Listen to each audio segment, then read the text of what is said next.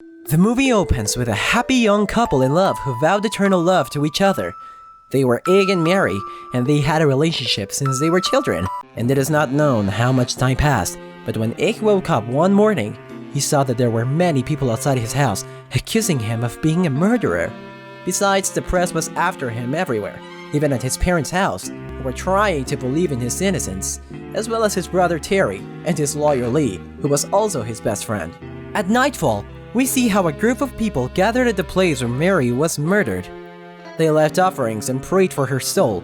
Ig, who was hiding crying and drinking in the treehouse, managed to hear how Mary's father accused him of the murder. And when they all left, Ig, desperate, came down to destroy all the offerings left for Mary. What? But his presence did not go unnoticed, because a provocative woman who was flirting with him came back to cheer him up, and after getting him drunk, she managed to spend the night with him. The next day, Ig woke up and discovered that he had grown horns. He thought he was still drunk, but it was not his imagination, since the provocative woman who he spent the night with also saw them, and then she began to act in a rather strange way, revealing to him her most disturbing desires. Ig preferred to ignore her, but as the day wore on, he saw that the horns had a special power and brought out the worst in people, for everyone who approached Ig ended up telling him their dirtiest secrets. Ig, worried about what was happening, went to the doctor to have his horns removed, and while he was under anesthesia, he remembered the magical day he met Mary. They were both in church and she used her cross to reflect the sunlight, thus attracting Ig's attention, and when Mary left, he saw that she had forgotten her cross, so he picked it up to give it to her a few days later, and from that moment on, they became inseparable. One afternoon, Ig took her to the treehouse we saw earlier, where Mary confessed to him that she had left her cross behind on purpose for him to find it, so they would have an excuse to get to know each other. After telling him, Mary kissed him tenderly. The next thing Ig remembered, the two of them, now grown up, were still just as much in love. When the anesthesia wore off, Ig woke up and saw that he still had his horns. So he went to his best friend Lee for help. For some strange reason, he was the only one who didn't see them, probably because he was such a good person.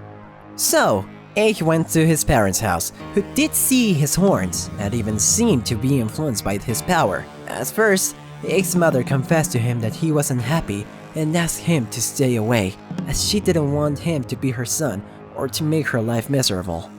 Then, Ig went to his father and discovered that his progenitor, instead of helping him, believed that he was to blame for what happened to Mary. Now Ig confirmed his theory. Horns had power over the people and made them confess their most disturbing secrets of their souls. As Ig was desperate and could not get rid of the horns, he decided to use them in his favor, to make the real murderer confess his crime, since his case was getting even more complicated, as a waitress who served him and Mary the night of the murder had decided to testify against him. Suddenly, Ig found the ring with which he was going to propose to his beloved, and remembered that that night he arrived very excited for his date. But before he could declare his love, Mary decided to break up with him because she no longer loved him, and even though Ig begged her to stay with him, she left, and that would be the last time we saw her alive, since the following morning, Ig woke up wasted, and from that moment on, everything became a nightmare, as the police began to interrogate him for the crime. Ig went in search for the waitress, and with the help of the power of his horns, he discovered that everything she declared against him was a lie, because she was only looking for headlines and fame. Then Ig went to his brother Terry to tell him what was going on, and discovered that the night Mary died, they left together. So Ig started to hit him for having kept that important information for so long, and when he grabbed him by the neck, he discovered that during that fateful night, he was in his car with Mary, and since he was so wasted, he started to flirt with her, so she got out of the car in the middle of the forest. And the next thing Terry remembered was walking up next to a bloody stone. So very alarmed, he started looking for Mary and found her dead. So nervous, Terry got rid of the evidence. Ig was furious and kept punching him until the police arrived and arrested him for the disturbance. The next day, Lee went with the police and managed to get him out of jail. But Ig's gratitude ended when he discovered that he was wearing Mary's cross.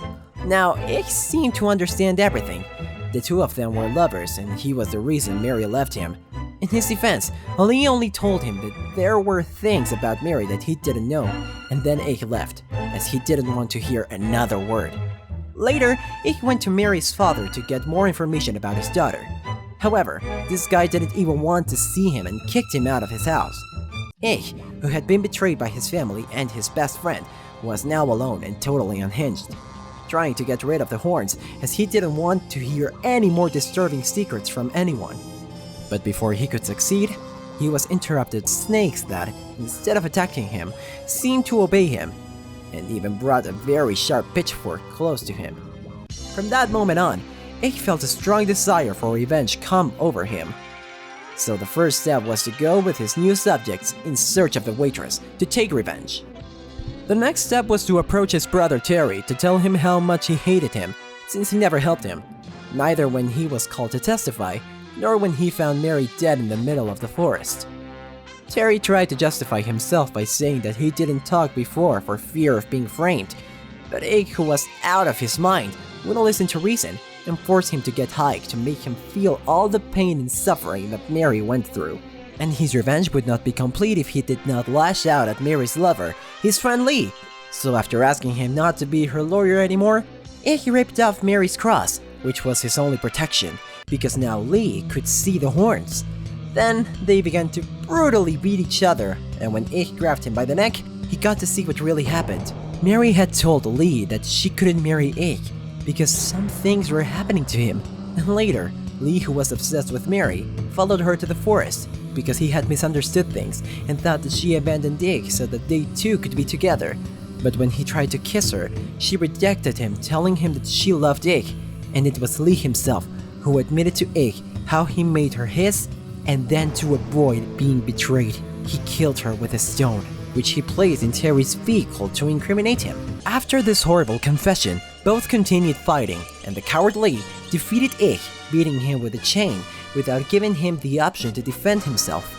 Then, Lee put him into his vehicle and fueled him with gasoline, and while he set him on fire, he told him that as his lawyer, he would tell how Ike had confessed to being the author of Mary's murder before committing suicide. Everything seemed to indicate that Ike had died, but all of a sudden we can see that he managed to survive, and so, all disfigured and burned, he decided to look for Mary's father to tell him that he knew the real murderer of his daughter and that he would take revenge personally.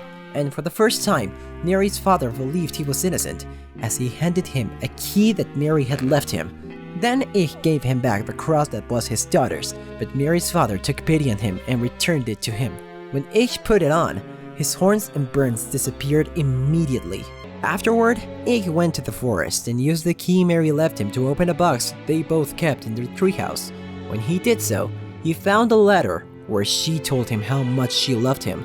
However, she confessed to him that the only reason she did not accept to marry him was that she had the same type of cancer that took her mother, and she did not want to condemn Ike to see her suffer the agony of her illness. Now Ike understood everything, and after reading the letter, he decided to visit his brother, who was hospitalized, to ask him to take care of his parents, as he would go to take revenge on Lee for murdering his beloved. Then, Ike looked for Lee, who did not remember anything of what he had confessed, as he did it under the power of the horns. Then, he took him to the place where Mary died and confronted him to accept his crime, but Lee refused. At that moment, Terry and Mary's father, who now knew the whole truth, arrived there. The latter was armed and wanted to force Lee to go with the police. However, in one swift move, Lee wrestled the gun away from him and blew his head off.